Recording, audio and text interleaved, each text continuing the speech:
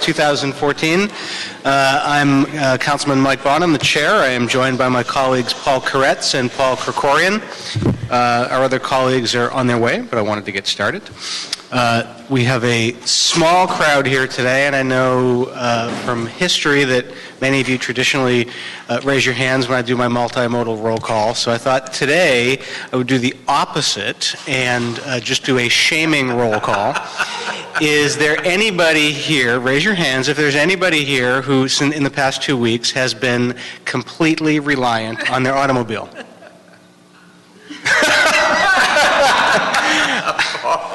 Okay, well, a ding on Julie Butcher and Paul Koretz and his staff and on our traffic control officers.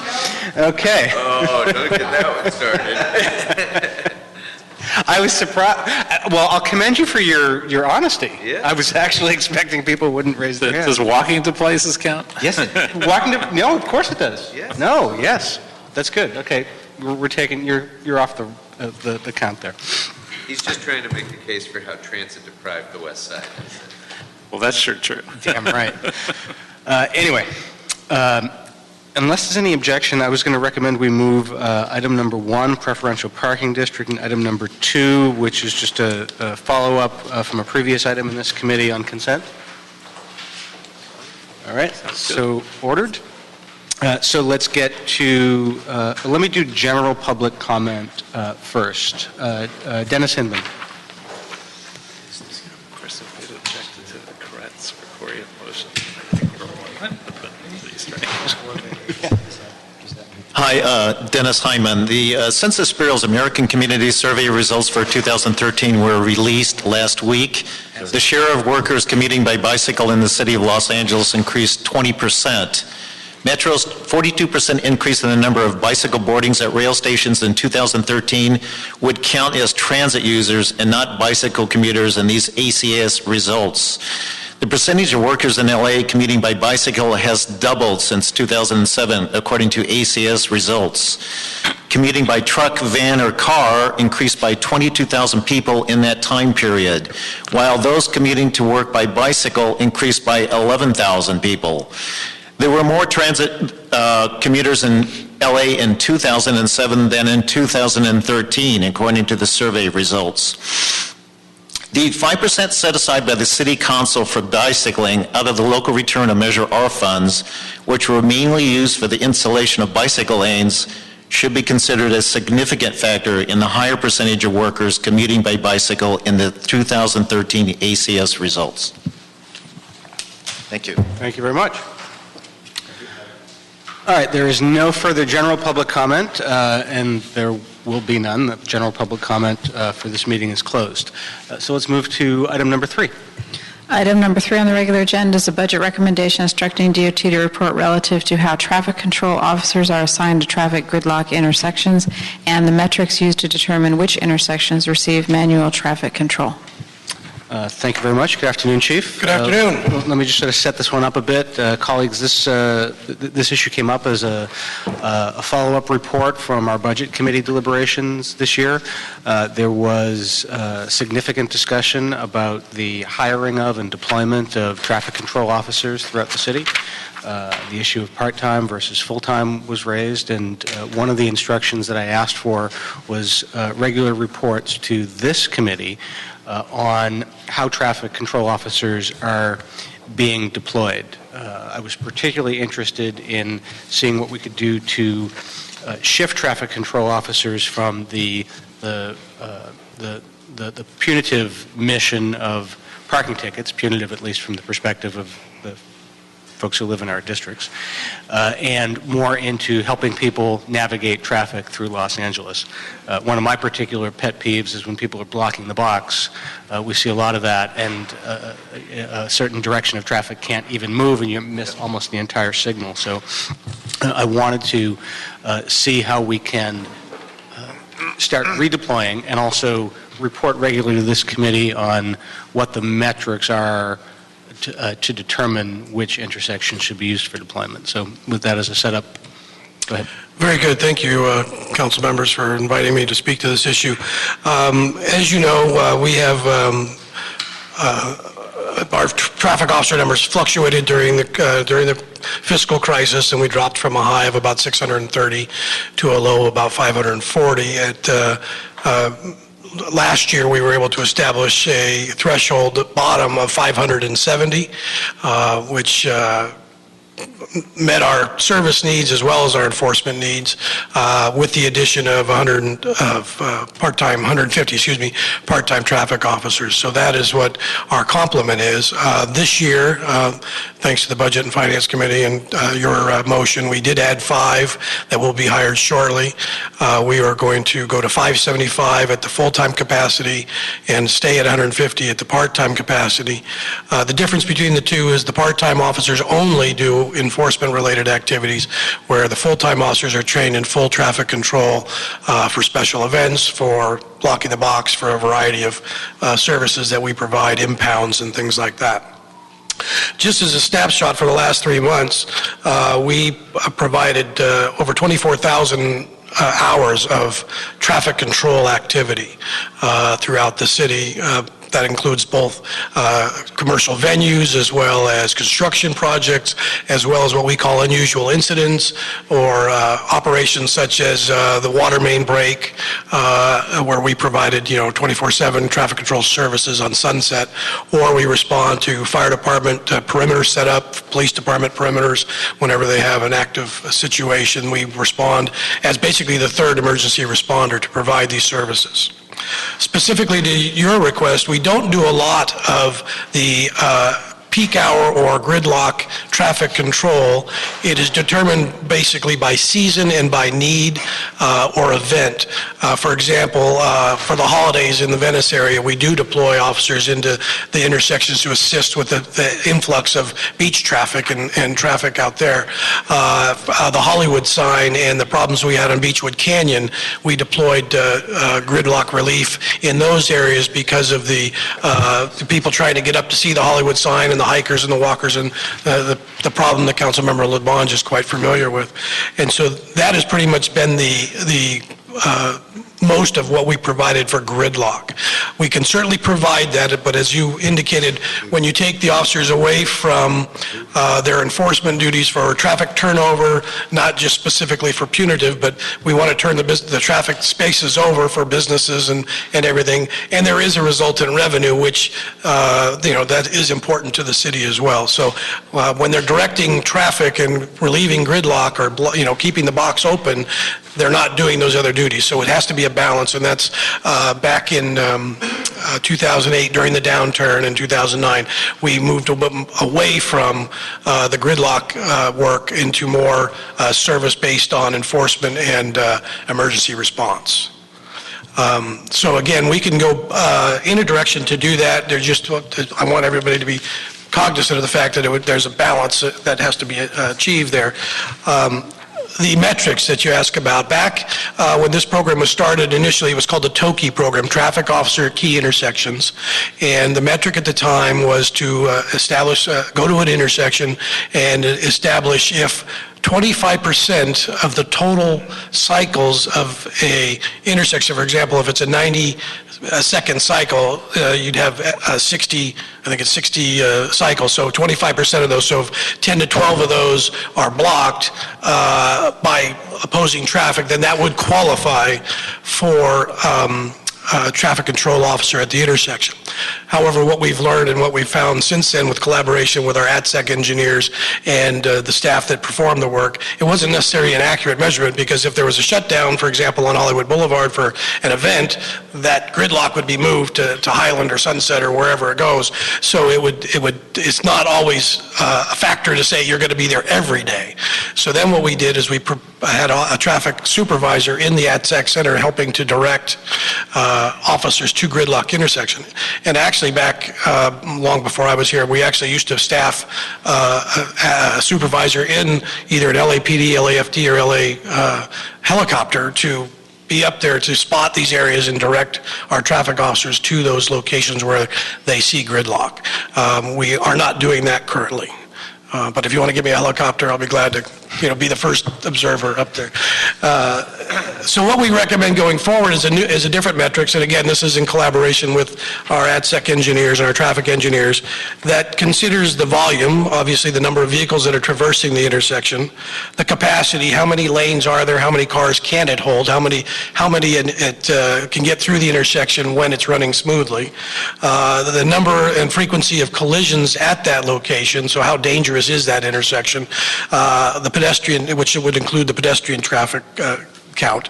The number of phases for the intersection, for example, does it have a opposing right turn, or opposing left turns, or does it have one side left turn first, other side left turn?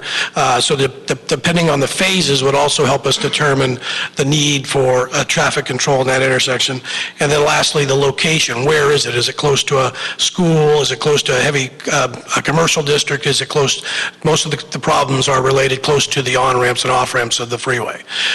So those would all be evaluated.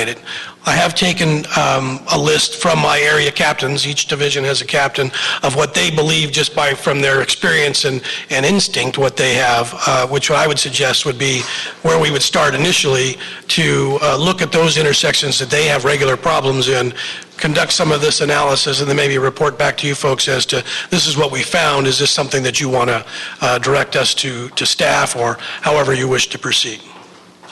Thanks, Chief. I appreciate the report and the briefing. I've got a few questions, but I'm glad we're having this discussion. And what strikes me is it feels as if our deployment of traffic control officers at gridlock intersections seems to be either sort of reactive or by default.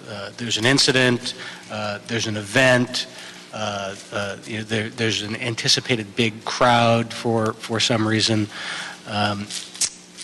and we now have the ability, I think, since the Toki program essentially faded away a few years ago. We've got much more ATSAC information and much more ATSAC technology. So I'd like to see us move to a place where we're able to deploy more strategically and proactively, and I was glad to hear you talk about that. Just a sort of an entry question, because so much of the default on this is determined by the fact that the part-time officers are not trained to do traffic control? Yeah, that's correct. That was part of the negotiations that occurred back in 2010 and 11 when the program was started. How many part-timers are there? 150. We average staffing is about 135 due to transition to full-time and or leaving for other jobs. And how many are full-time?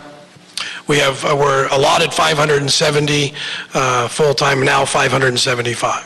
Okay. So the great bulk of the officers are able to be used for traffic control?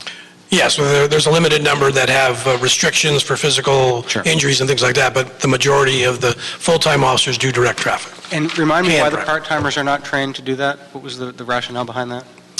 I think at the time, I wasn't here, but at the time, what I've been told was there was some union issues that in order to they were worried about losing their jobs, and so they didn't want their jobs to be converted to part-time positions. Got it. Okay. All right. In the criteria that you listed, I noticed that you didn't have intersection blockage or blocking the boxes as one of the criteria that would be used to assign officers. Why is that? You mean similar to what we did before? Yeah. Well, again, in discussions with the engineers, they felt that was event-driven rather than routine traffic division. It was our vision, maybe we're wrong, but when we had this discussion, our vision was that you wanted us, or the council wants us to be deployed in, like you say, a proactive way to where we feel justified putting an officer in the same intersection, maybe at the same time on a weekly basis or daily basis, to alleviate the traffic, for example, on a Friday afternoon at Hollywood and Highland or wherever we would do it. And so that's the concept we had going into it. We weren't trying to be reactive in the sense of, okay, we know this intersection is blocked, now let's put somebody there. Okay, I appreciate that. I'd like to see intersection blockage as one of the criteria. Yeah, we can certainly include that. Yeah, I think there's a way to do it that isn't entirely reactive. I think actually with ATSAC, we can certainly tell which intersections have a chronic problem with blocking the box. And parenthetically, you said that you have, your folks have put together some lists of what they think in each region the worst ones are. I'd ask you to check with the relevant council offices on that to see if they have different suggestions. I don't know, for instance, if my pet peeve intersection, Venice and Lincoln, is in there. I mean, I literally can't It is. go across some days because of the blocking of the box. So I do want to see that in there. I'm also a little curious, you listed in your criteria the different criteria: volume, capacity, collisions, phases, location, but it wasn't as specific as the old standards. The old standards used to be broken down into sort of what the warrant was and what the specific criteria was. Is it possible to define those as clearly so that there's more clarity for both your staff and for the council offices that are seeking some relief? Yeah, and that's basically what I'm recommending, is that if we wish to proceed this direction with Tokies, that we regroup this group of engineers, traffic control people, and do exactly that, fine-tune these, whether it's 40,000 vehicles per the intersection and under doesn't qualify or over qualifies, we can certainly fine-tune the metric. This is just a suggested direction that we go to establishing the metrics that you're asking for. Okay. And just a couple of specific questions briefly on some of the individual criteria. You mentioned that one of the criteria would be locations close to freeway ramps, schools, and hospitals. That sounds logical to me. I just don't want to presuppose what your rationale is for that, so I'd just like to hear what the rationale is. The primary rationale is, first of all, the activity in the area. For example, the gridlock at an intersection near a highway on-ramp or off-ramp is often contributed to the fact that the freeway is full and not moving.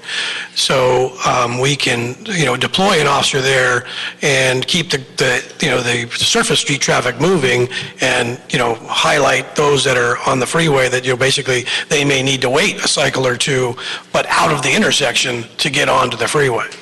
And so that's that. With the hospitals and schools is obviously due to the high level of activity, drop-off time, pickup time, or emergency activity for police and ambulances and getting in and out of the facility.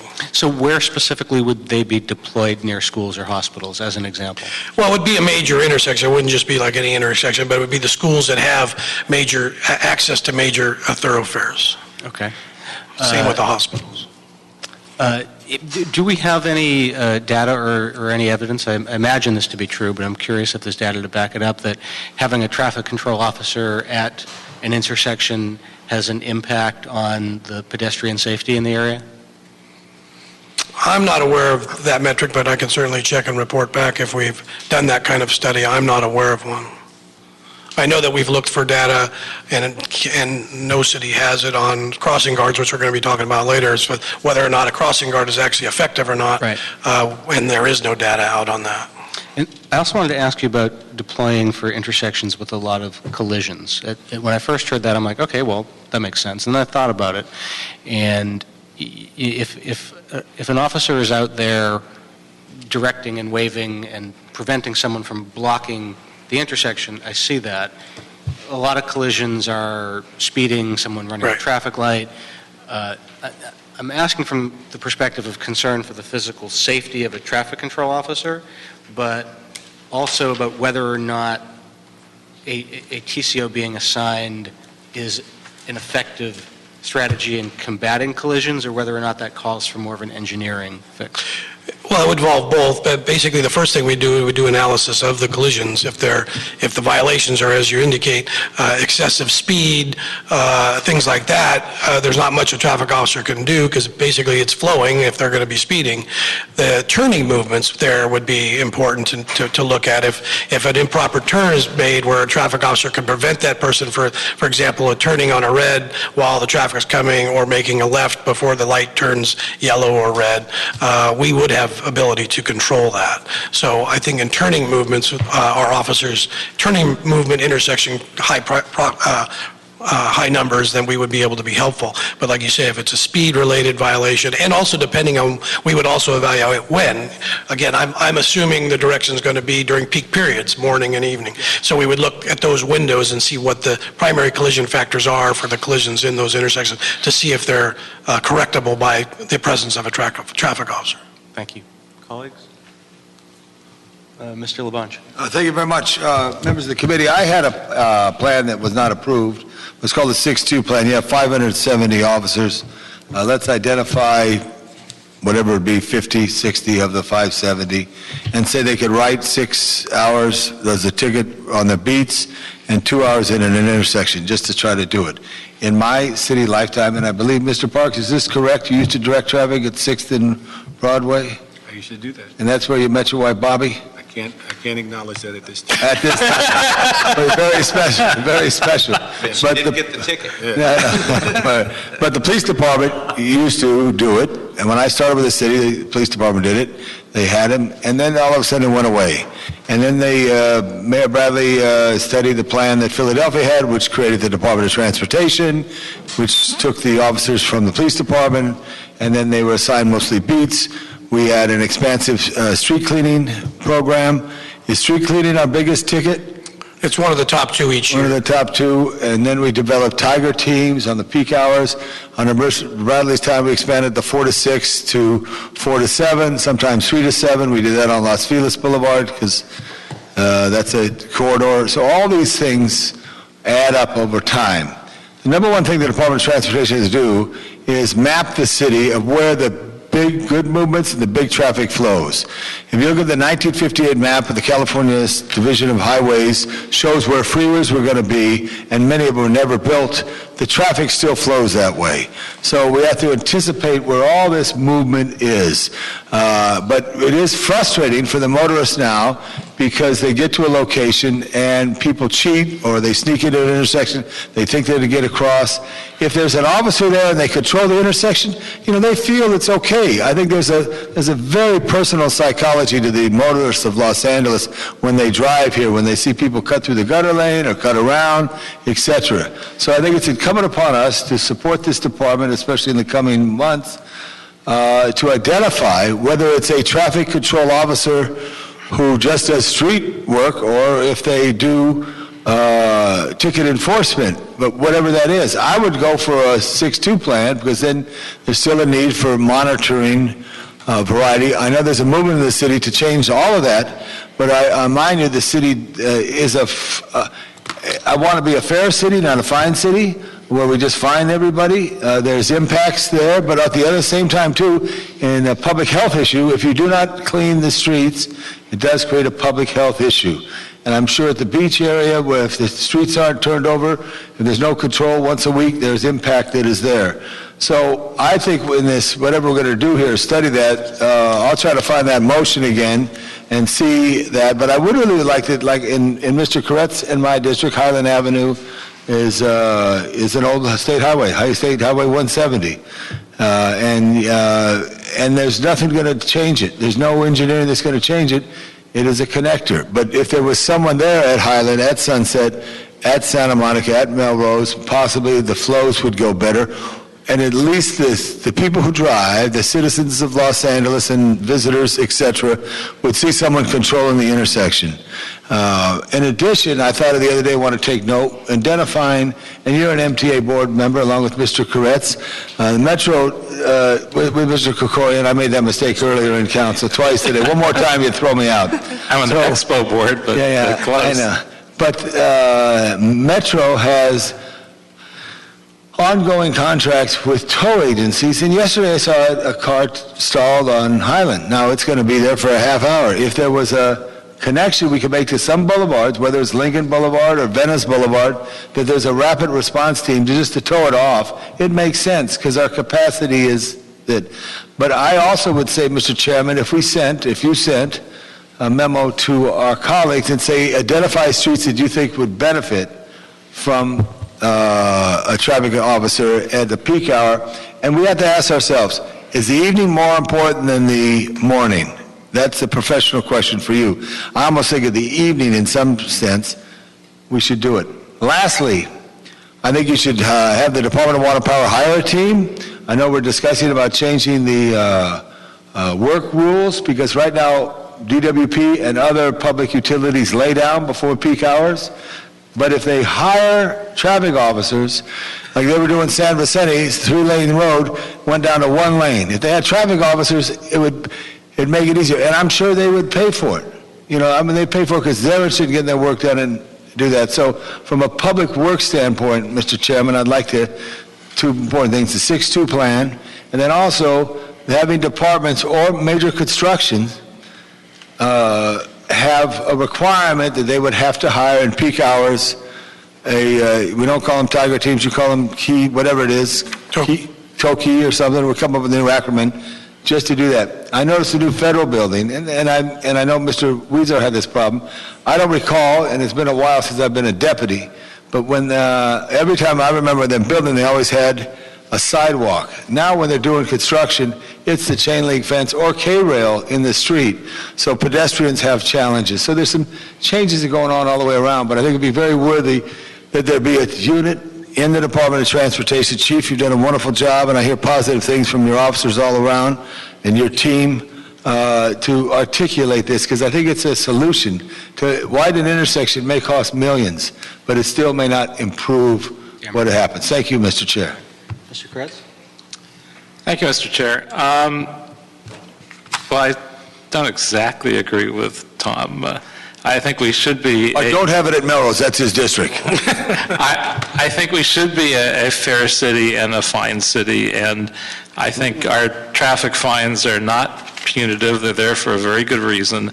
If there are any codes that we shouldn't be enforcing, we should take them off the books. But you go to Westwood Village where you don't have enough parking. You sure as hell don't want people staying for 3 hours at a 1-hour meter. You want them to get a ticket and not do it again. If we didn't get a handle on that, that would be an area that would be just devastated with people overstaying their welcome. If you look in my neighborhood, between Beverly and 3rd near La Cienega, huge parking problems and permit parking. And again, if we didn't have people writing tickets to enforce the zone limitations, people would be parking there all day, and residents would never ever find a place to park, and neither would customers or businesses. It would be all employees. So I actually really like enforcement, aggressive enforcement, because it all has a reason, and it covers itself and more in terms of revenue.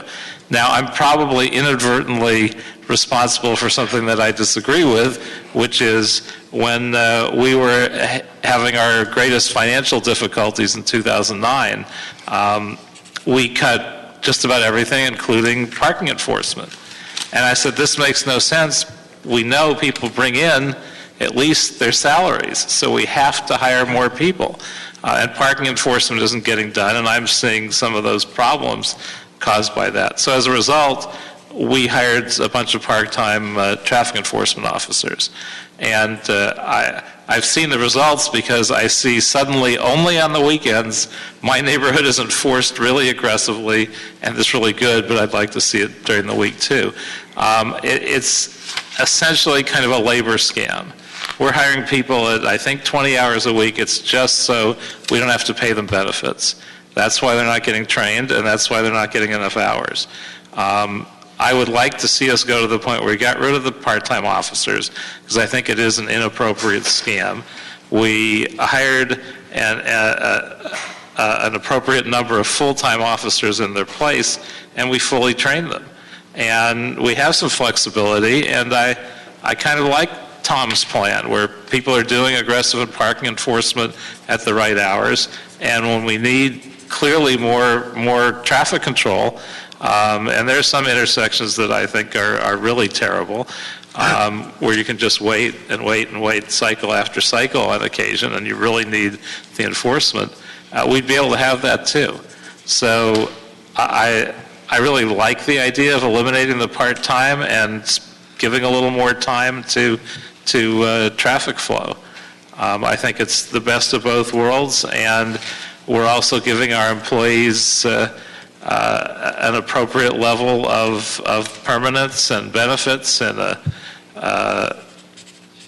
a place to grow from the beginning, and rather than having part-time officers that we train, and some of them stay and move on to full-time, and some of them leave because they're not getting enough hours and they're not getting paid very well. So I hope raising this issue starts to move us in what I consider the right direction. And I wouldn't mind seeing us increase the budget a little bit for traffic control officers as well. I think it really is badly needed. There are places that I see getting worse, so let's try and address this issue. Mr. Park? You know, you may have answered this before I came in. In reading the material, we're talking primarily about intersections where people are present and directing traffic. How does that, or what does it do in draining the resources for people that are actually enforcing? Because that's the revenue arm. Right, yeah, I did. What it is basically, I just want you to be aware there's a balance when they're out directing traffic and performing that service, which we enjoy to provide, and that's what they've been hired to do. There's a balance in the revenue side, because as they build the budget, they do determine an average number of citations per hour, per officer, et cetera, and it does have an effect on the revenue side. So I can't commit all my resources to do just the one or the other. Otherwise, we're not pleasing the budget, and we're not doing all the work that needs to be done for the city. Yeah. The other thing I was wondering, when we first put in the part-time officers, they were keeping some kind of tally to determine what their productivity. Are we still doing that and making comparison? Yes, absolutely. We still track the productivity. Just in brief, we want them to work between 635 and 900 hours a year to maximize their productivity. They bring in about 4 citations an hour per part-time officer. The full-time officer is a little bit lower, primarily because they are assigned other duties as traffic. You said Four. 4 citations an hour? Right, a little bit over that. And then the full-time officers are also kind of sent out to get the fruit that's still on the tree, where the part-time officers are sent into areas where it's easy picking, the meters, the denser areas. So there's not a good comparison between the two, but we do track all of that. Okay. And then the other thing you commented about having a traffic officer in the intersection. Having done that, the one thing I think you have, if you look at that, the key is that it has to be consistent. If you have somebody there that rotates through, they don't really have a sense of what's happening at the intersection. But a consistent traffic officer at a location controls that intersection. They control the speed, they control the left turn violated, they stop the red light violation. They actually, people have such a pattern. They see the same people make the same mistake every day. And so you have that ability to where if you're there consistently, the red car makes a bad turn, a right turn at 3 o'clock every day. And it gives you a chance to manage that. So they do make a major impact if they're there consistently. Yeah, I agree with you. And having been a police officer and directed traffic at intersections, I know exactly what you're talking about. But also to Mr. Labange's point, to be really effective, as recommended in the report, there should be corridor enforcement. In other words, it shouldn't just be one intersection. It should be a series of intersections to be completely effective. Plus, corridors give you a better sense of supervising people. Correct. Mr. Krikorian. Thank you, Chief, for the really insightful report. This has been good for me to understand this a little bit better. I get that there's some trade-off between the revenues that are derived from enforcement and the need to put more people into traffic intersections and so on. But I noticed in the report that of the almost 25,000 hours of traffic control, only 21,000 are reimbursed. And I'd love to see a greater breakdown of that, because it seems to me it would be helpful to have more of a breakdown of that. But if there are water main breaks resulting in extended closures, it seems to me that should be a DWP obligation to reimburse DOT for that. If there is, tens of thousands of hours being spent for traffic control around major construction projects, then that should be the burden of the contractor. who's doing that work. And if it's a city department, so be it. If it's a private contractor, it should be a private contractor. But it seems as though Metro is the only one that's reimbursing us, it looks like, which is good. But I think, if it's a trunk line project for the DWP, then that should be built into the budget of the DWP project, since we know that that's going to be necessary, having traffic control around those projects. So it just doesn't seem to make sense to me from the general fund's perspective, or from the perspective of our ability to hire more traffic control officers and have them doing the traffic control instead of writing tickets. It doesn't make sense to me that we're not getting reimbursed for that. And I'm sure that's not for your lack of trying. I'm sure it's more a policy decision that's being made, or just some agreement among departments or something, at least internally within the city family. But I'd like to see us drill down a little bit more on what are those categories of unreimbursed hours. And maybe we can work within this committee or in Budget and Finance, council generally can work on trying to get a higher reimbursement rate than that. You're absolutely correct. On most of what you mentioned, we do get reimbursement. For example, on the water main break, initially it comes out of what we call our unusual occurrence as an emergency response. But later on, when the DWP assigned a work order to it, it does get billed back to them as a work order. Most of the commercial venues do provide reimbursement to some level. Not all of them are full cost recovery, depending on the venue, depending on the thing. In fact, I have a list of 150 categories that we can drill down easily and get you that data as to what's reimbursed and what's not. And then the reason we're doing this is obviously we're studying our overtime usage, and there's things like you have a winning Dodger team. As much as I hate to say it as a Giants fan, you have a winning Dodger team, but they may actually clinch tonight against the Giants, so I'm worried about that. But in any event, because they're a winning team, our deployment is higher. So we deploy more officers for a venue when the venue is at full strength versus if it's a slow Sunday afternoon game, we don't deploy as many officers. So there's variations of that in many of the things. For example, we had the hockey team, the Kings. They won the Stanley Cup, so they're not only the postseason, but there's now the parade, same thing with the Clippers, and as everybody's successful, there's more demands. We have already done a brief study of the first 3 months of the year, and we're about 500 events more this time of year than we were already last year. And those events vary in these 150 categories.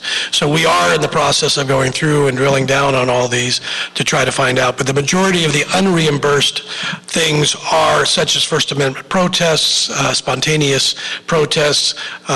We have things like the art walk that used to be funded by a BID but that no longer exists, but the police still require our presence. A fire, an emergency, a perimeter control. That's where the majority of our unreimbursed comes from. But like I suggested today, do we write up an invoice and send it to the PD or FD? That may not be the way to do it, but the idea is we can certainly drill down on a lot how much time we give to PD and FD for future budget discussions on how we divvy up what we do. Great, thank you. Quick question. Thank you for pointing that out and raising that issue. This is a quarterly item in this committee, but if you could do that breakdown that Mr. Krikorian has asked for sooner than the next report in December, that would be welcome, I think. Yeah, we're working on it now as part of our budget process, so we can do that. Great. Does DWP reimburse you? Yes. Okay. Just wanted to be sure on that one. Well, I'm sorry, Mr. Chairman, but the report does indicate that the non-reimbursed services include water main breaks resulting in extended closures. That's why I cited that, because it's stated in the report. Yeah, and for the most of that happened to be a very huge one, the one obviously at UCLA. We did put in for a work order, but on the majority of them, we never did that before, but because this one was so highlighted and so extended, we did bill. We should probably make it more routine to do for all breaks. Absolutely. Which we haven't created that mechanism yet. If DWP is putting in another underground line, as they're doing down Centinela and Bundy on the west side, and you deploy traffic officers, I don't know that you have for this, but if you did, that's something they would reimburse for? Right. All the construction projects do build in traffic control services for the expo line, for the regional connector. In fact, the officers you see right around our building the last couple of weeks, those are all paid for by the construction that's being done. Okay. The project that's being done. I was going to ask about that, Yeah. because I've noticed them out there quite frequently at a bunch of intersections. All right, well, thank you for this report. I'm going to ask for a few tweaks for the next report. When you come back in December with the next one, if you could refine the criteria that you're using by providing some clear definitions of them. If you could also include threshold criteria for each one, so we have a clear expectation of when the metric is triggered or not. If you include, as I said earlier, the intersection blockage in there,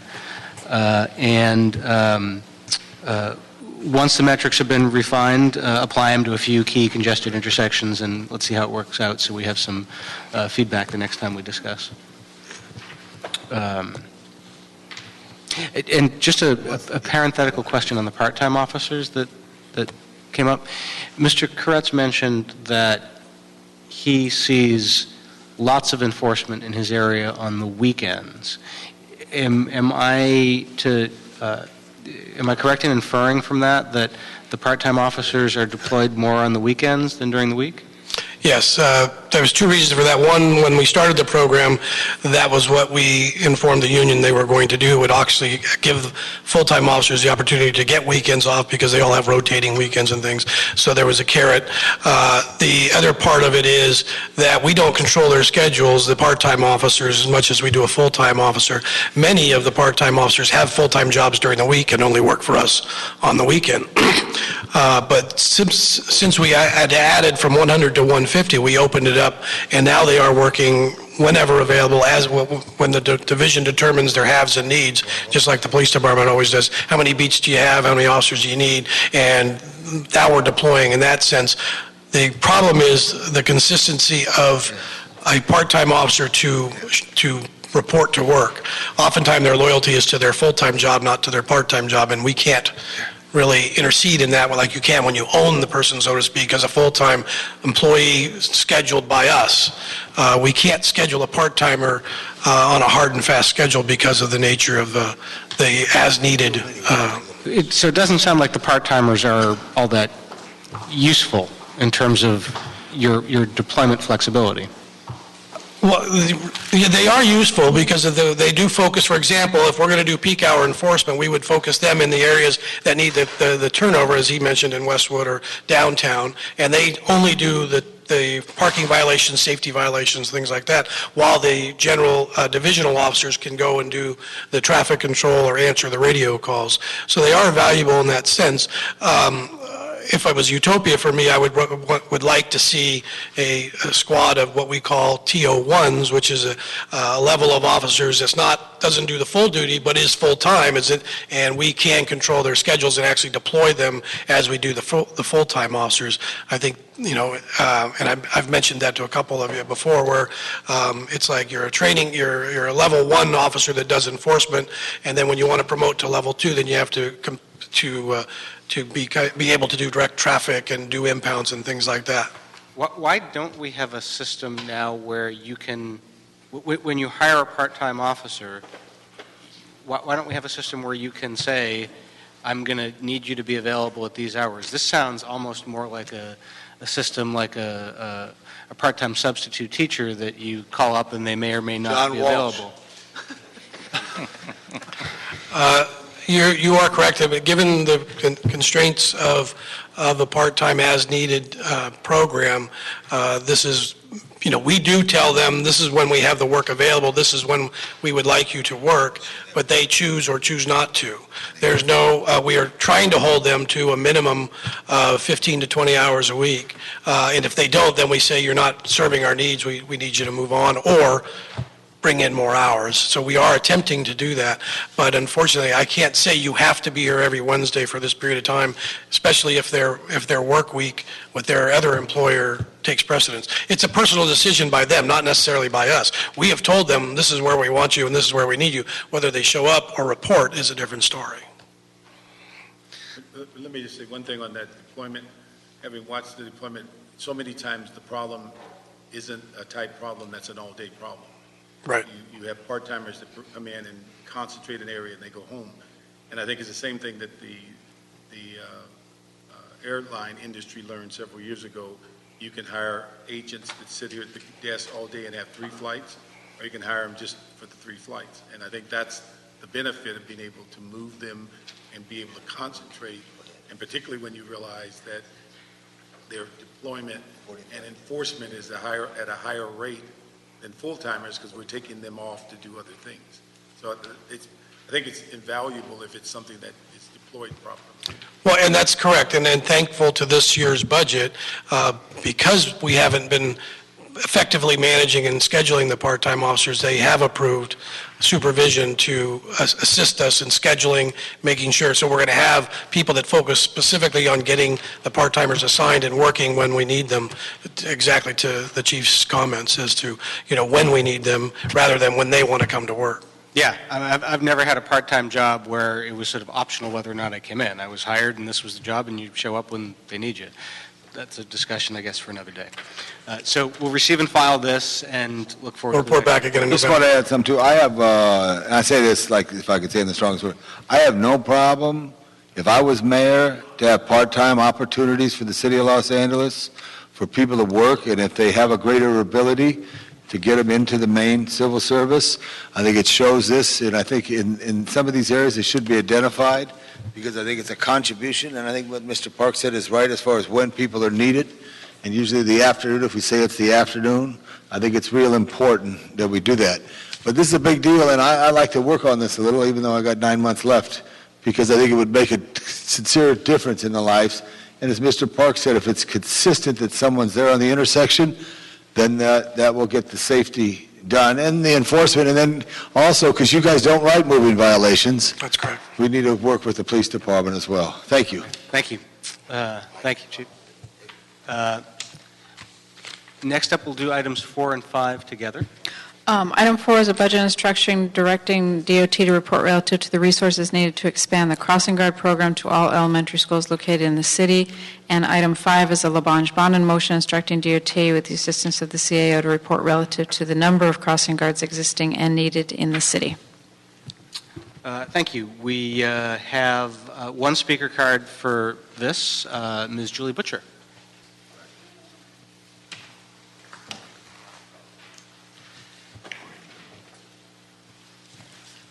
Thanks for this opportunity on behalf of the Teamsters Local 911. We represent the 368 crossing guards that you all had as of the beginning of July. You're now down considerably. We were looking for a written report. We didn't see that. It's been a while since I've been here. The unions have confirmed that there are at least 169 intersections in the city at which people have requested a crossing guard, been approved, met the criteria, and at which there is not a crossing guard currently. We've heard a report that there's approval to hire up to 410 crossing guards, and that's great news, and we support that, although at this point we just heard it as a rumor. But in that forward-looking context, and particularly on this historic day where the City Council dramatically recognized the dire plight of LA's low-wage workers, we'd ask that you urge the CAO to rescind the instruction that ripped 25% out of the pockets of every crossing guard currently working in the city by eliminating the split shift bonus that we've enjoyed in some form or fashion since the early 80s. Since we've gone through half-day kindergartens and year-round schools and somehow or another have continued to balance providing the maximum amount of service to the community with also a simultaneous goal of having the largest number of crossing guards reach benefits. Now, for crossing guards, these are all part-time jobs. About 60% of the folks that do this work are seniors. The wage is, there's not an average wage, it is exactly $15.86 an hour.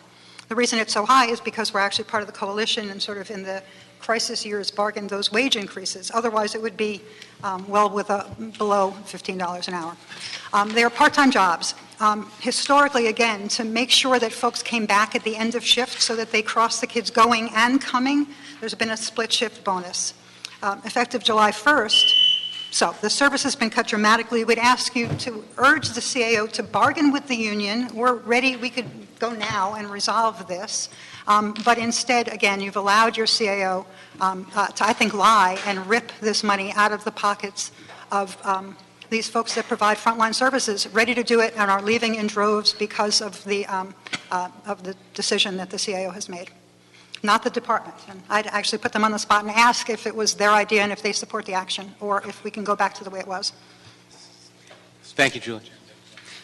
Chief, are you point on this one? Yes, sir. Okay, let me just explain that there's two different motions before us, and sort of explain for Julie, who asked why there isn't a report in front of us. One was an ask from the Budget Committee for you to tell us what it would take to bring back a program at all the elementary schools. But the other one was a motion from Mr. Labange directing that a report be done. So you haven't officially been instructed to do that, so what we're going to do today is presumably give you further parameters for that study, which will come back and give some of that stuff. So if you could... Yes, absolutely. I'm pleased to announce, and Julie is correct, and we are actually already conducting interviews to increase our numbers up to 410, similar to that of the threshold given to traffic officers at 570. We're now given a threshold of 410 crossing guards. There have been 507 identified intersections that have qualified for traffic control services, which is more than the number of elementary schools, because some schools get multiple guards depending on where they're located. So to add from 410 to the 507 is 93 more crossing guards, and a rough estimate based on the hourly wage and the one bonus they still collect is about $980,000 more, to answer just a quick budget question. So from what we have now, it would be about $980,000 more. I think the CAO, if they're here, they were going to give you a report on the savings. Did they? I don't know. I know that they reported back was about the savings on the reduction of the cost of crossing guards as a result of what Julie mentioned was the removal of the split shift bonus was significant. It was in the area of $1.6 million. So there is a lot of, there's some, and the general manager and us are looking at what we can do and how that money should be reapplied. And there's several options that are being considered to how school safety is improved with that money. And let me just ask, is there no one here from the CAO's office? Mr. White, could we call the CAO's office and ask them to... Thank you. In our pre-meeting, they did discuss that rate, the savings rate. So we are making progress on bringing crossing guards back, and that is the direction we're headed right now, and then I would be glad to take any specific requests for the report coming back, but just a rough number is to go to 507 guards is an additional $980,000. Can I ask you, what is the shift on the split shift? Well, as Julie outlined, it evolved over years. They get 2 hours of pay. Basically, they work early in the morning, 7 or 8 o'clock in the morning, and then they have to come back at 2, 3 o'clock in the afternoon. They used to have a lunch break or a kindergarten class or something that used to go at before they had closed campuses and before they had these other deals. So they used to be used middle of the day. And so over the years, they transitioned this into a bonus, because if they show up for the second, in other words, we didn't want them not to come back. They work their first couple hours or hour and a half and not come back in the afternoon. That doesn't do us any good. So there was a negotiated deal that if they keep this middle bonus, that they would be able to guarantee that they would return in the afternoon. If they don't get the bonus. But what about their regular pay? I mean, is it based on them being at... Yeah, the 3.5 hours a day is their regular pay. Okay, so no matter how it's split, is it 3 in the morning? No, it's about 1.5 and 2 and 1.5, and then there's a middle split. So between the two, they work 3.5 hours? Correct. Before I go to committee member questions, I want to ask one question, and I'll let my colleagues ask questions first, and then I'll come back.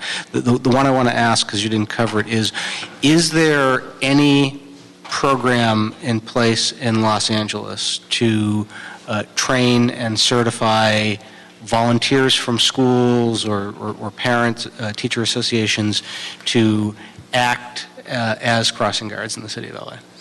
Not currently.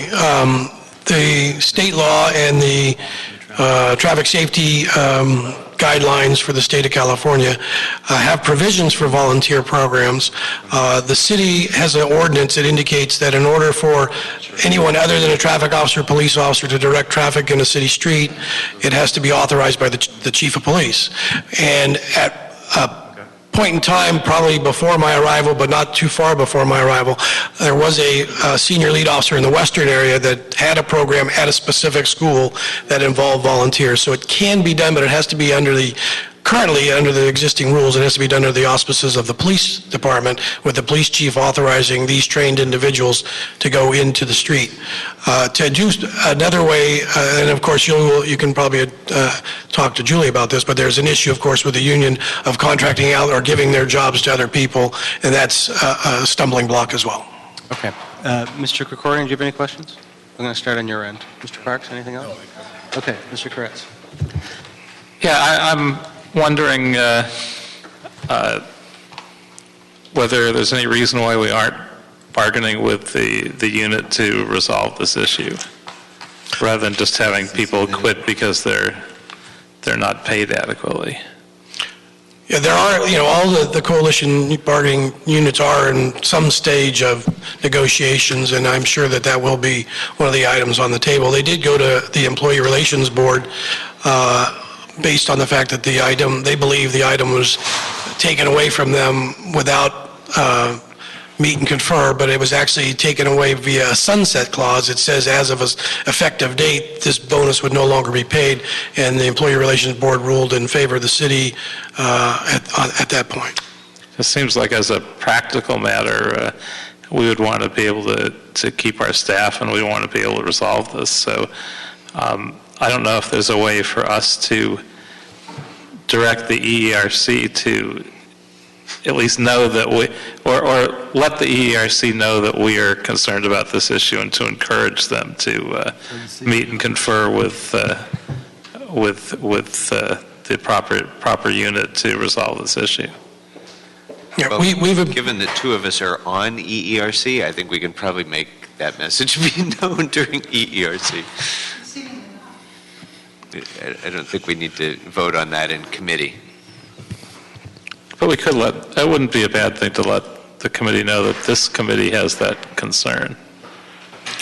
As a department, we have provided them with those that are... Here's the CAO right now. Those that negotiate, we've provided them with the pros and cons of what this step would take.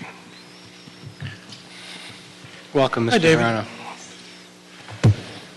There's multiple facets to the issue before us. I don't think I'm going to get any information on the ones that I have questions on until we address the issue of the split shift bonus that has been eliminated. Can you, first of all, explain what happened and why?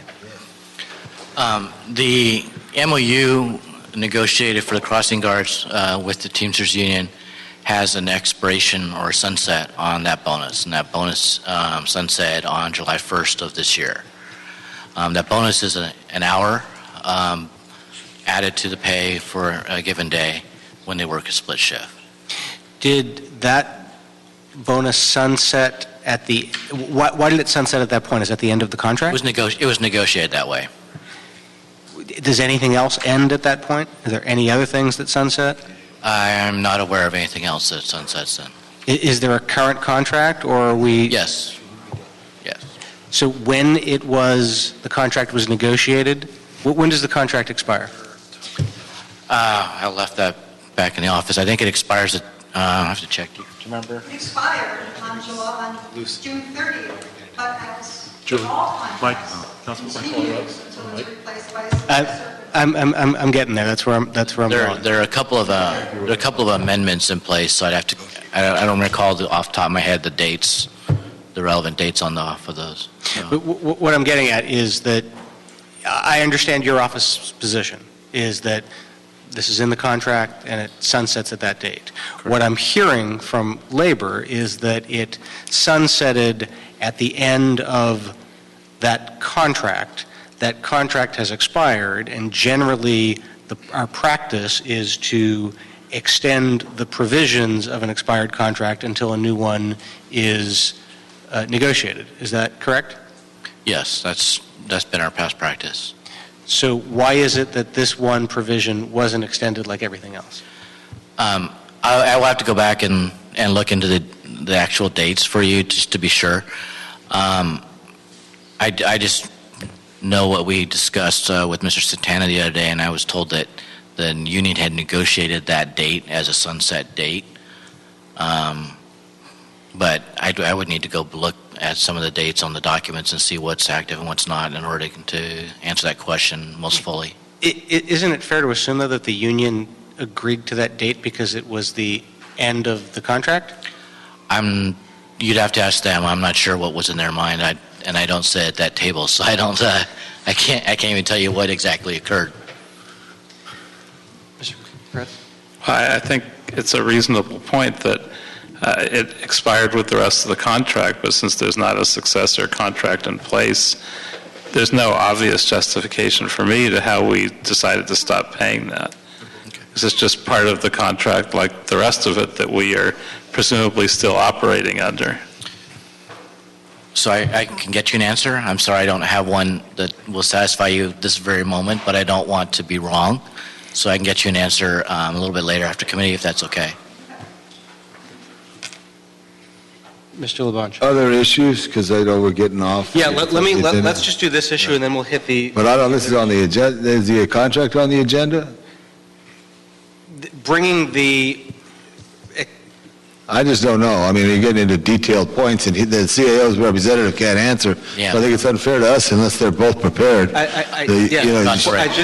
She's prepared. No, folks, I'm going to chair the meeting here, okay? There's been some questions asked by committee members.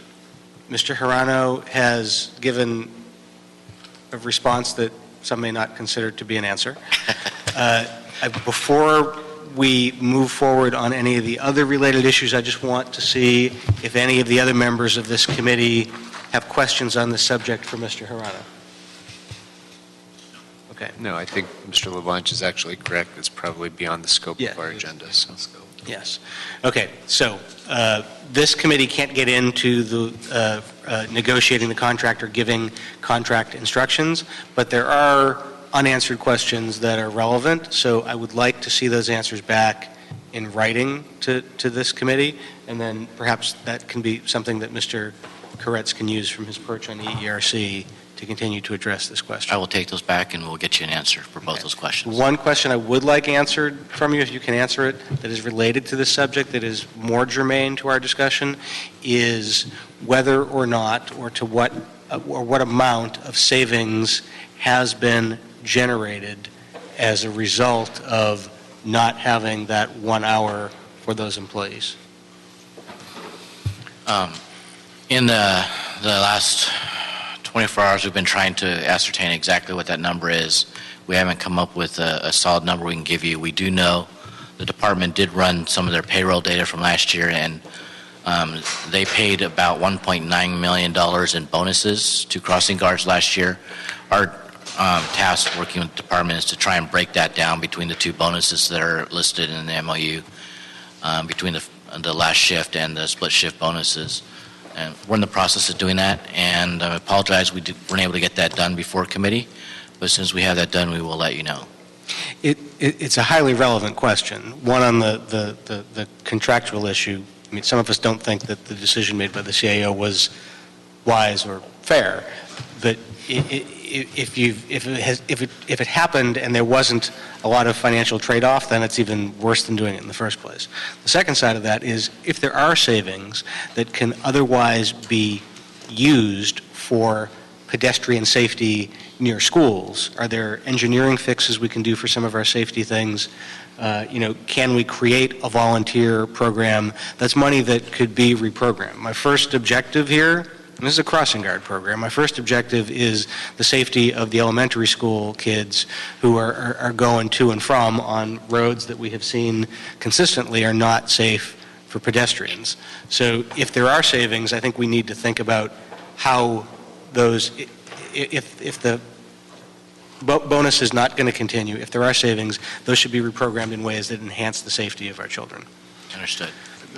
If I could just ask something, Mr. Parks. Park, and you. I just want to clarify one thing, so I'm clear on it. You said that these crossing guards, their shift is 3.5 hours, whether they split it or not.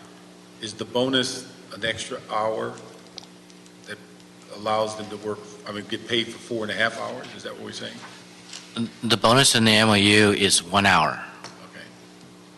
So they get paid, on split shift, they get paid 4.5 hours for 3.5 hours work? Is it 3.5 is the base shift? Yeah, the base shift is 3.5. Thank you. Mr. Labat. Yeah, a couple of things. One, in the Los Angeles Unified School District, there's a whole team of people about safety. Have you ever met with them? Yes. And do you meet with them? And I think it's very important with this time that we discuss this, because there's always this relationship. This has been the city's obligation and will continue to be. I think it's extremely important. Another thing I did want to say, Lieutenant Jones is one of the finest officers in the Los Angeles Department of Transportation, and he organized this thing called School Valet, where schools now and parents open the doors and they take over the curb lane. It's not a paid individual. It's the volunteers of the parents. So that is that. I do believe why we have a crossing guard and a sign is there's some liability there that the city has to stand up for. So to have individuals, I think, would be difficult to have. I want to make sure that you have some interplay, and maybe in the intervening months we could discuss that. I think what you said is so important to see what else can be done in and around schools, so it's true. And I just want to let you know, I don't know if 4 out of the 5 of us went to school in Los Angeles. Can you remember your crossing guard's name? Anybody remember your crossing guard's name? Charlie. Art the crossing guard, Hillhurst and Ambrose. How about you, Paul? You can't remember? Not to save my life. Not this, well, he saved yours because you're here today. There you go. Okay, I rest my case. My crossing guard as an elementary school at a Catholic school in Massachusetts was a 6th grader. Correct. The 6th graders crossed the younger kids. That's the way it was at my school. Hey, do we do private schools? No. We do some private schools, usually in conjunction with other elementary schools in the area. In the region. Right. You gotta We do engage in conversations with LAUSD and their safety team. They almost daily send us requests to evaluate intersections. The city ordinance makes it a requirement, it's a shall. Right. Even though at the time they send those, we know we don't have the staffing for it, but we still conduct the analysis and we report back to them. We have asked them for assistance, financial assistance in funding the program, and at this point it has not become a priority for them. And to answer Tom's largely irrelevant question, I don't think Canfield Elementary School had a crossing guard We didn't have any that I traffic can in recall. Canfield. Yeah. Like y'all drove, we got driven to school. No, I'm we teasing walked. you. We walked. I'm teasing you. And Mr. Chair, also I want to tout out the DOT's work at the Rose Bowl for UCLA games and other events, and also DOT's work under contract with the Tournament of Roses. Our officers are hired by them in a contract which has really been effective. So I want to thank you for that. Walking for all of us when we were of school age was a lot safer than it is for a student who's walking now, particularly in Los Angeles. Yeah, I'm sorry. One small follow-up, if I may, to Mr. Labange's question about private schools. Do we get reimbursed by private schools for that? Because we're basically doing this as a benefit to LAUSD, but when it comes to private schools, if they're not, it just seems to me they ought to be separately situated, that perhaps there ought to be an opportunity for reimbursement there.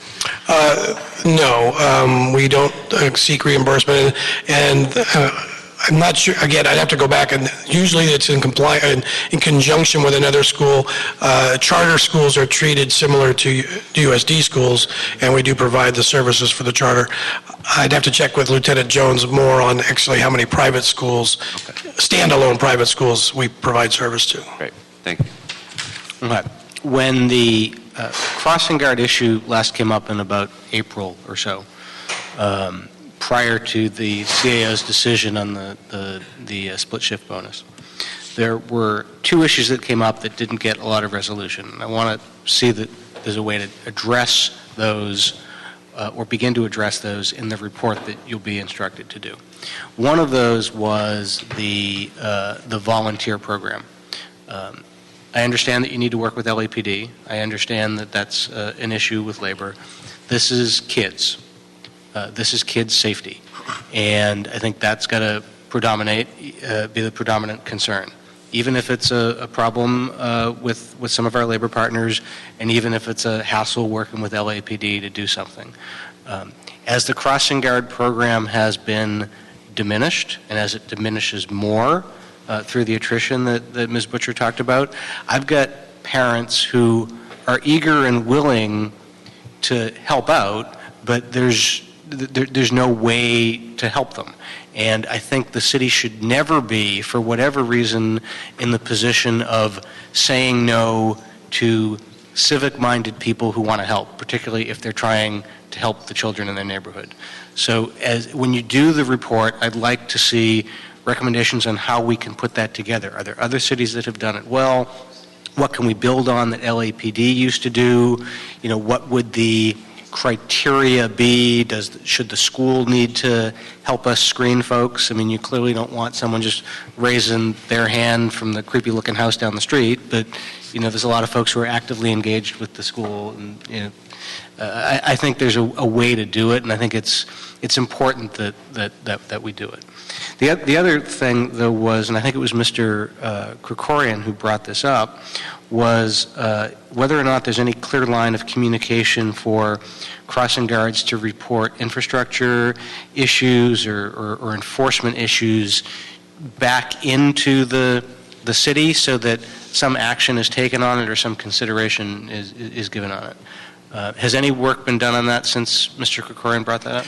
Yeah, I'm not sure at the time that he asked that question we had the answer, but there is a process already established by which the crossing guard reports any incidents that occur during crossing time, down signs, bad crosswalks, things like that. There is a form they fill out at the end of their shift that does report those things.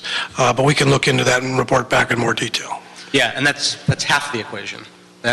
It gets sent into an inbox. Does anything then happen with it? When DOT is looking at, you know, how to spend, say in my district or Mr. Koretz's district, money from the West LA TIMP, or they're looking at engineering fixes that have been proposed as solutions to the things that our crossing guards are seeing.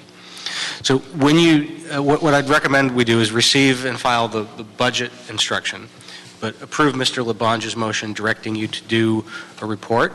And in addition to the things that Mr. Labange asked for in his motion, ask you to report back specifically with the CAO on whether or not the split shift bonus has resulted in any cost savings, and if so, what. If there are cost savings, make recommendations on reinvesting the money for the purpose of improving safety for kids who are walking or biking to school. Report on the development of a city policy for enabling parents and volunteers to have their own volunteer crossing programs in partnership with the city and appropriately certified. And details on the reporting lines of communication and follow through on suggestions and problems that crossing guards have notified. If you could also, I should add, report back on what the attrition numbers are at the time of that report as a result of the split shift bonus. And then the question of the split shift bonus obviously is something that needs to be dealt with through EERC. Very good. Does that make sense, colleagues? All right, that'll be the direction of the committee. Thank you. So that concludes the regular agenda. So we will adjourn the regular meeting. It'll be added on 1 and 2 on the... Oh, yes, please add Mr. Parks on the consent items. Items 1 and 2, yes. Yes, thank you. And so we will open the regular meeting, or the special meeting, I'm sorry. Item on the special agenda, item number 1 is a DOT report relative to developing a metric regarding abandoned cars in violation of the 72-hour restriction and the funding required and policy changes necessary to reduce the response time from 5 to 10 days. Good afternoon. Good afternoon. Hello, Brian Hale, Deputy Chief. So when we were last here, there was a report, and we prepared a new report with regard to the committee's request that we provide results with regard to the abandonment of vehicles in the city of LA, and specifically our response in addressing the problem of abandoned vehicles. We have a new report that has been prepared for you to receive and file that addresses the first and second quarter of this year. Since we last met, I believe back in March, the number of complaints and abandoned vehicles that we've handled remains relatively the same in terms of the average of about 5,000 abandoned vehicle complaints that were handled each month. Of that, I think it's significant to note that the officers in the field self-initiate or report approximately 20% of those vehicles themselves without a complaint being received from, say, a resident or receiving a call through the methods in which these complaints are handled and processed through our office. As we talked about before, the complaints are received through the office's website, MyLADOT, as well as the 1-800-ABANDON. These complaints are then logged and assigned to enforcement staff to address the particular issue. About 25% of those that are responded to, we find have moved when we do report and respond to the location. The first quarter of this year, we saw, in terms of an average response time, a little over four and a half days had elapsed from the time that the actual complaint was received and to the officer responded. And so one of the things that we had done last year is to look specifically at this issue and how we can improve. Last quarter of last year, we were approximately a little over 6 days, and some of the areas were experiencing response times of over 7. So we certainly wanted to address that issue, and I think we've made some great strides in terms of showing that improvement. One of the things that we've done, we met with our enforcement staff in the area office, talked about the process, how these complaints are received by us, what we can do internally to better address our response in terms of getting staff out to the field to address that. We also met with the city's processor, Xerox, in terms of identifying their process and how we can improve that information being disseminated to the office. As a result of that, as I said, we have seen market improvement with regard to the enforcement and addressing this abandoned vehicle issue in the city.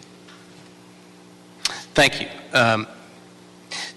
I appreciate the work you put into the report. I appreciate the progress that you've been making in improving our response times.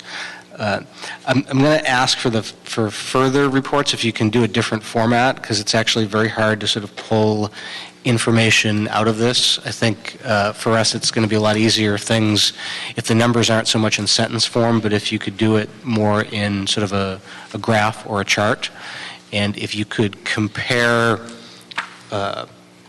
quarter to quarter. Year to year. There are some. There's been some month numbers and some quarter numbers, and it's sort of hard to compare those. So if you could just use the same metric. It would also be helpful if in subsequent reports you were measuring two different things, not just the respond to the constituent call, going out and marking the car, but what the response is for the resolution of the problem. If the car is gone, that's fine, then you've done it with the 3 days, but if the car has been towed, how long does it take for that actually to happen? Are we doing it after the 3 days after it's been tagged, or is it actually taking a week after that? I think that's the other information we need to know. I did have a question on the data that I was able to extrapolate from.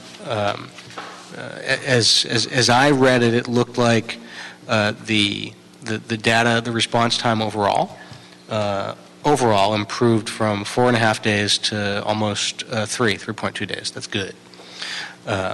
It improved a lot in the Western District, improved just slightly in the Valley, improved a bit in Hollywood, improved a lot in Central, but went up in Southern. And I'm curious why that might be. Why would that be different? Is there a lack of resources there? Is there more of a problem there? Why did Southern not benefit from the same dynamic that the other regions did? You're right on point. Southern does not have, our Southern Division and our Harbor Division do not have overnight shifts. They only staff one shift today, and the only response beyond that for enforcement is through other area offices. So they're generally on a call for service basis, blocking driveways, emergencies, things like that. As our staff numbers go down as it gets later into the evening and in early morning hours. So that's one of the reasons that we're looking at. The Valley, we believe, is just distance. It's the largest area. That's the square miles. The car could be a 45-minute drive from the area office and, just to market. So oftentimes they do take a little bit longer. The deputy chief has noted that, in fact, directed the captain in that division to step up efforts to improve for the next report. And how can we fix things in Southern? We're going to, just as I mentioned, what obviously we can do is make sure that the day shift addresses the abandoned. See, as the call comes in, it comes in as logged either in the computer or on the line. The next day, it's downloaded to the division, so they only have one shot at getting it. So perhaps we can look at what the shift that covers that area comes out of Central, and some of them come out of Western. So maybe we look at a second distribution of the list for South to those divisions for the afternoon shifts is the first thing that came to my mind. So I think we can work on improving that so they don't have to wait till the whole next day. And to answer your question earlier, generally, we try to get back there on the third day, 72 hours. If it is still there, we cite the vehicle for excess of 72 hours. That citation serves as a warning, as required by the city attorney's office, to make sure that when we come back on the fourth day to impound it, that they've had the opportunity to move it. So generally, it will take 4 days, at minimum, it will take 4 days from the mark to removal. And then again, that's dependent on making sure we get back on the third day. And we can report back on that stat next time. So assuming someone reports an abandoned vehicle after it's been there for a few days, say 3 days, it takes at least another week after that before it's gone. Do we know if that's comparable to our neighboring cities?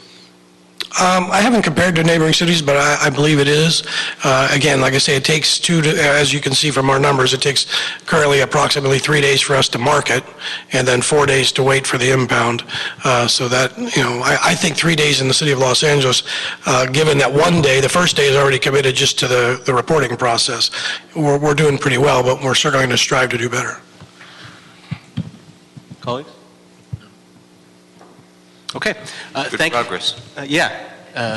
Very much. Given how under-resourced you are, it's particularly impressive. So thank you for the good work, Chief.